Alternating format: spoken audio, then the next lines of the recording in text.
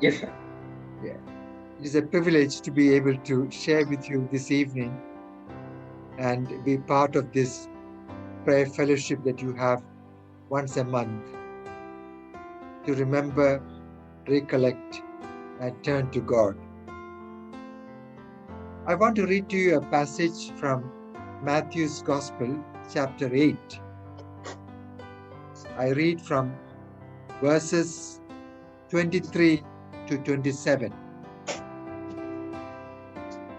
When Jesus got into the boat, his disciples followed him. And behold, there arose a great storm in the sea, so that the boat was covered with the waves, but he himself was asleep. And they came to Jesus and awoke him, saying, Save us, Lord, we are perishing. And Jesus said to them, Why are you timid, you men of little faith? Then he arose and rebuked the winds and the sea, and it became perfectly calm.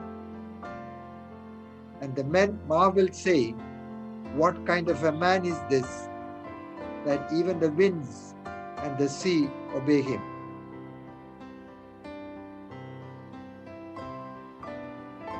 One of the interesting things about the life of Jesus Christ on earth was the ordinary events of life receiving an extraordinary significance. For the disciples of Jesus, crossing the Galilean Sea was an ordinary thing because they were fishermen by profession and therefore had a significant mastery over some of the regular storms that they encountered in the Galilean Sea. In this particular instance, that ordinary event became extraordinary for them and also for Jesus because of the circumstance in which they had to cross the sea. I want to touch upon three important insights that I pick up from this passage as I kept meditating on it today. The first is the storm, second is the stirring, and the third is the stillness. The Galilean storm, according to biblical writers and commentators, would occur unannounced. It would occur both during nighttime and daytime. It can be a small storm, but it can be a raging storm. The storm that we have a description about in this passage seemed to have been one of those strong storms associated with a current of wind that was about to drown the boat. There are three symbols that I pick up from this passage with regard to the description of the storm. In verse 23, we are told that Jesus got into the boat. Being in a boat is full of risk at a time like this when a storm was raging. The second thing that I followed in this passage is that the disciples followed him. Who are these disciples? The disciples were those who were familiar with the teachings and the doings of Jesus Christ. His teachings actually brought anger and meaning to their lives. They became his followers, and they were surprised and taken by various experiences of miracles, even to trust Jesus to be master of all circumstances. The third thing that we find is it was while they were crossing the sea, the storm came upon them. These three important symbols are of some significance to us. Only those who are in a journey of life would ever face and encounter a storm. Only those who are steadfast in their desire to seek after God would encounter a storm. And it is while you are in the midst of crossing over to the other side, you would encounter the storm. And what do these symbols mean to us today? As we face this reality of having to cope with this COVID pandemic, we have been taken through one of the worst historical events of catastrophe that we have ever witnessed in the last century. When people have been in such a state of anguish and distress, what has been the message that CMC was able to provide? Did CMC also get captivated by the awfulness and the fearful experience of having to face a storm? My suggestion is no. What CMC did during the last 1 year, in the first and the second waves of this particular storm, was one of demonstrating the steadfastness and the reality of God in their midst. The CMC's leadership in trying to understand this storm and demystify the storm has been something very spectacular. Let me refer to three important symbols that CMC gave to the rest of the country and perhaps to the world during this time of a storm. First, the community came together to recognize that they have a contribution to make at a difficult time like this. The followers of Jesus Christ in the community of CMC Velo did not offer to surrender to the storm. They faced the storm in the confidence of whom they are following and whose presence was with them at a time like this. In this passage, Jesus set out on a journey. That's exactly what CMC demonstrated. They are following a God who invited them to be on a journey to bring consolation and hope in the tradition of not to be ministered unto, but to minister. The second symbol that CMC provided to the rest of the country is that while we ourselves are caught in a storm, we would still be able to demonstrate a way forward for the rest of the country. The innovations that you provided, the communication that you sent forth week after week about your experiences in overcoming the COVID, and the educational process that you initiated to equip people to overcome this difficulty to the extent that was possible. They are historic. And it is for this reason, I believe, that even the Supreme Court of India recognized CMC's role and had two of your faculty invited to be the apex team that was appointed by the Supreme Court to coordinate the affairs of care during a difficult time. The decisiveness of this community to go through the storm and not to surrender to the storm. And the third symbol that I find in the experience of CMC while going through the storm is that there was no turning back. There was no question as to why we are caught in a storm.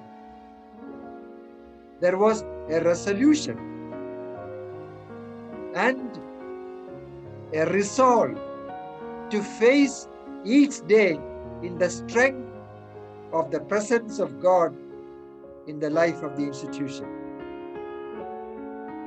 So the storm per se only brought the best out of CMC. The storm became a means for CMC to become even more effective. The storm became a means by which the light that you lit through the innovation and pioneering efforts became a candle stand which showed the way for the rest of the country. The storm became an opportunity for you. So, looking at the storm, it is important to recognize that it is not the negative impact associated with the storm that would come upon those who are on a journey after Jesus Christ, but the possibilities that the storm can create, because we are only in the footprints of a master who invited us to cross over to the other side. The second thing that I find in this particular passage is the stirring that occurs. And what is the stirring? And behold, there arose a great storm in the sea, so that the boat was covered with the waves, but he himself was asleep. And they came to Jesus and awoke him, saying, "Save us, Lord, we are perishing." The encounter experience of the disciples with the storm created three rather disturbing scenes as we read this passage. First, they feared for their lives. Second, they could not resolve to trust and wait for the master to act. And the third, they decided to wake up Jesus, who was asleep.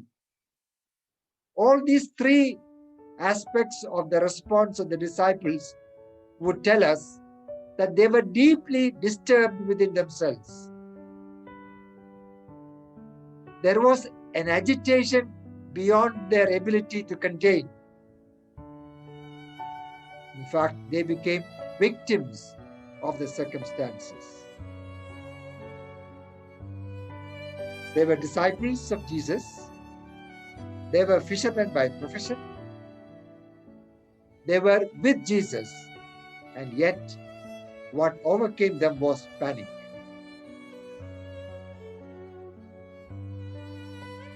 It is the contrary that all of us witnessed when CMC had to go through this storm of the pandemic. The coordination that you were able to provide within the institution and for all the Christian mission hospitals in the country by giving them direction has been a phenomenal witness of the ability of the CMC community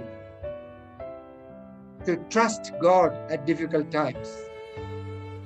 This was not the first time that CMC demonstrated such an ability to turn to God in faith during difficult times. There was a strike in the late 60s which paralyzed the hospital for almost 2 months and made the hospital very vulnerable even for its existence.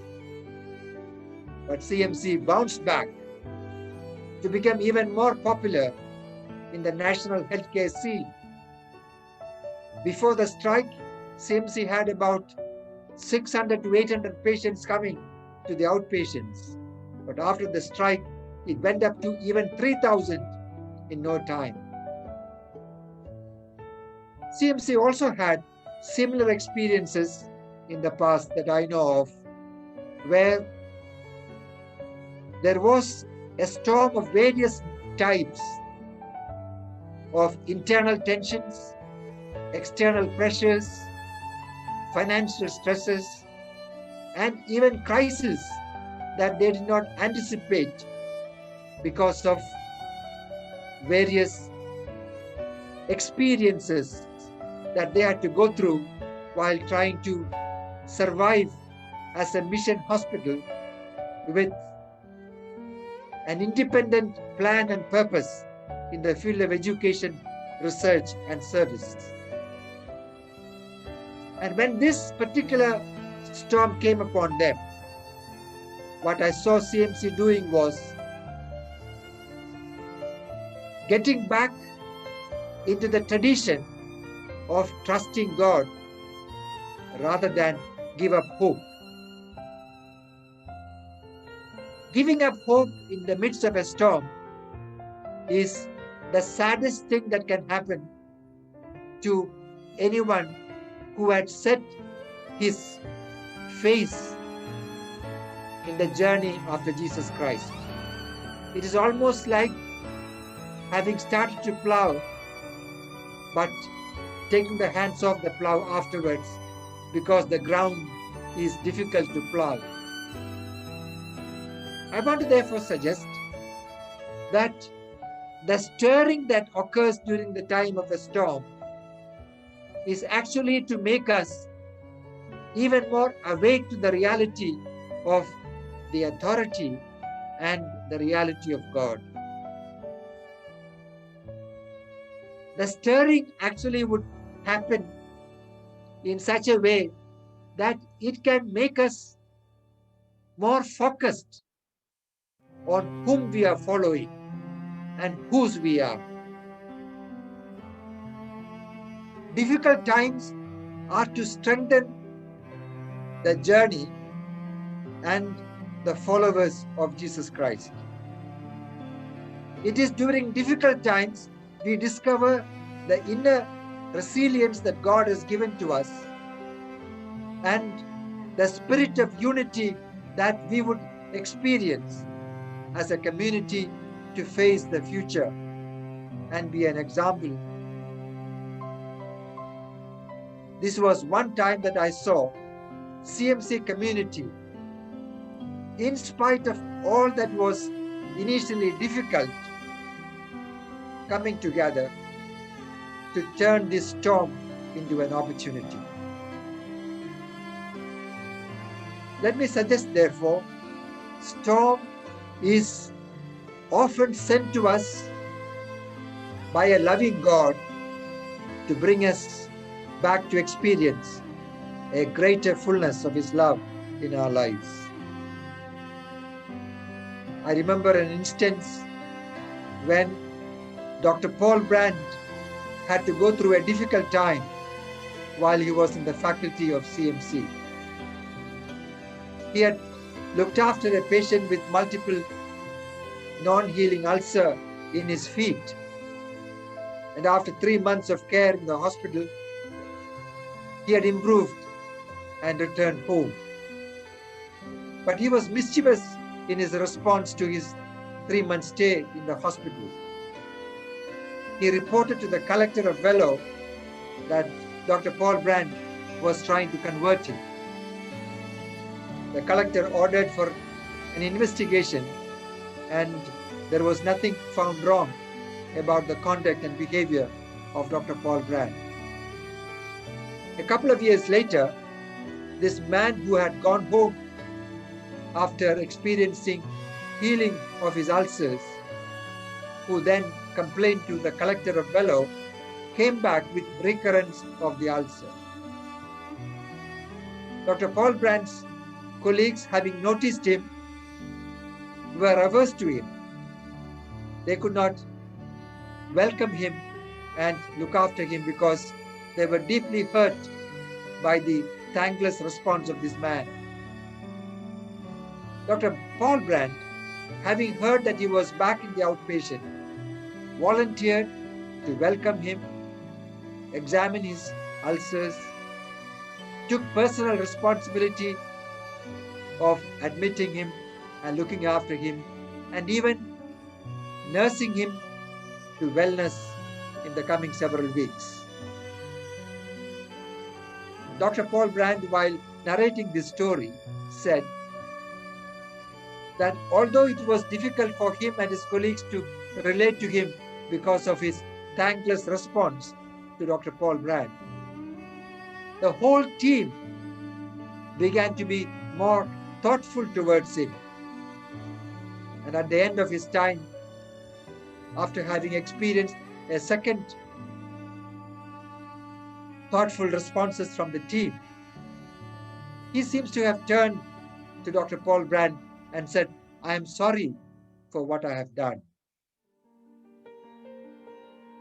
Dr. Paul Brandt talked about this experience as an extremely difficult experience in his life, but a turning point where he learned what it means to love your enemy.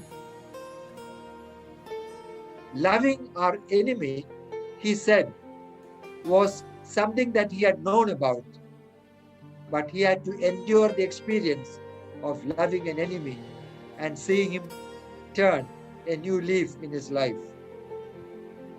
The storms that we encounter, therefore, are not meant to cause inconveniences or difficulties. They are meant to lead us to a higher plane of meaning and purpose in our existence, and a deeper consciousness of the goodness of a God who is accompanying us in this journey of life, and also to lift our thoughts above ourselves to see others and their needs. I come to the third significant thing in this passage is the stillness. I referred to the storm, I referred to the stirring, and I now want to say a few words about the stillness. How did this stillness come to pass? Jesus turned to the disciples and said, "Why are you timid, you men of little faith?" Then he arose and rebuked the winds and the sea, and it became perfectly calm. The calm following the storm and the stirrings. The calm that followed the storm and the stirrings. It is difficult to describe stillness because it is so deep and profound, which can only be experienced in the quietness of our soul.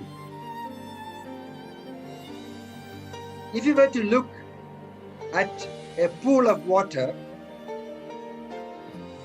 what you will see is your face reflected in all its fullness. The moment you disturb the water, the image that falls on the water of your face is distorted. Stillness is therefore an experience where the face of God shines upon us in its brilliance, that it has a calming effect upon our troubled soul. The stillness that we find in this particular passage is not just the quietening of the storm alone. That was real. The storm ceased. But what was even more greater value for the disciples was their inner anguish, distress, and fear for their life turned into a joyous occasion of experiencing the power and the reality of Jesus Christ. That is why in verse 27 we are told, "What kind of a man is this, that even the winds and the sea obey him?" This is what we call as metanoia. a new conscience, new consciousness.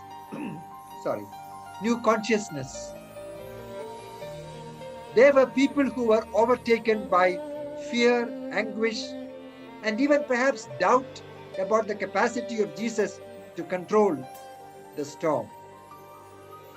They had a suspicion as to whether the person whom they were following was able to quieten the sea. They were so much panic stricken that they created another storm over the storm that was around them by waking up Jesus and disturbing the peace with which Jesus was asleep. Some storms have the habit of creating further storms in our lives. That is what we see in this particular passage with regard to the disciples. Whereas the calmness and the stillness that Christ would bring into our lives is good enough to quieten the big storm and the several repercussions of that storm in human soul. What we suffer is not because of the storm alone, but because of all that would be stirred up within us of fear, anger, resentment, reaction. That they begin to reign over us, even making us doubtful about the authenticity of God in such circumstances. But God, in His mercy and kindness, brings a stillness experience to quieten the external storm and the internal storm that is going on in our lives. I remember receiving a note from the director of CMC recently, where he talked about the storm that was raging at one time in CMC. When people doubted, where will we have money to pay the staff? Where will we have money to buy so many more ventilators, convert wards into intensive care units? Where would we have staff to provide the resources that are required to look after patients?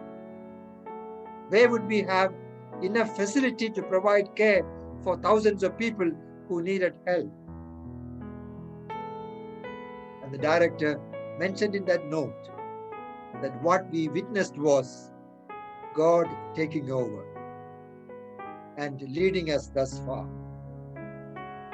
The story of pandemic of COVID in CMC was a story of how God revealed His presence in the community of CMC and took over beyond all expectations. Money poured in from all our parts of the world.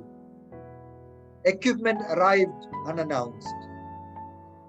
Various kinds of support came from different quarters that you did not even have to suffer for lack of oxygen. God, who quietened the storm and stilled the hearts of people who were leading the institution, because God was at work, overseeing the affairs of the institution for the wellness of people who needed help. I want to close. This story of the storm, the stirring and the stillness ought to be a message as we join time of prayer with one another, that God in whom we trust and whose goodness we experience day after day is a God who will still take us through storms in life, only to prove to ourselves that He is our sufficiency. The storms ought not to be a reason for us to stay anxious. The storms ought not to be something that we shall be afraid of to face.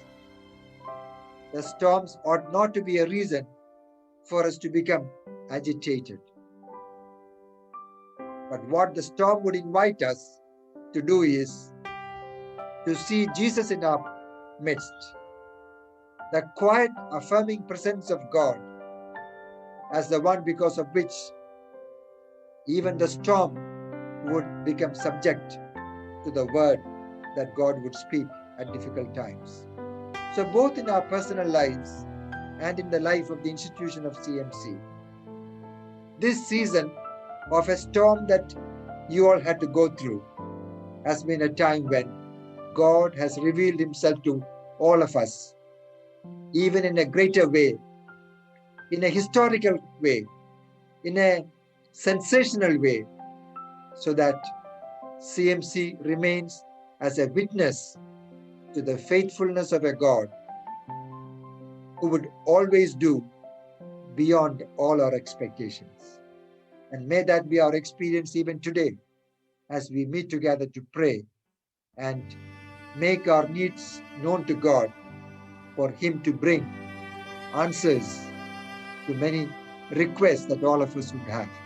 Thank you.